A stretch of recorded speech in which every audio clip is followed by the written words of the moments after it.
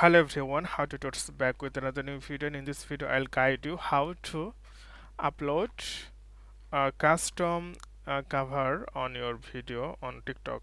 So go to your TikTok. You can do it on your mobile version easily, but it's little difficult to upload on PC. So click here your upload, then it's here because the TikTok Creator Center.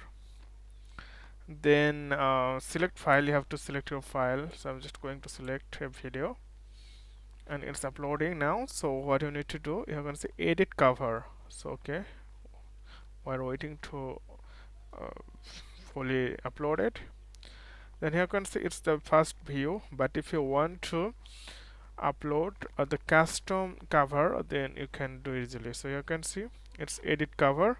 Simply click on your edit cover, then you can choose from the video your custom cover photo, or you can upload from your PC. Select here upload and drag and drop. Once you select, then you will see where is your photo, then you can upload and it will be placed on your video as a cover photo. So okay friend, today's know, and thank you for watching and see you in the next video.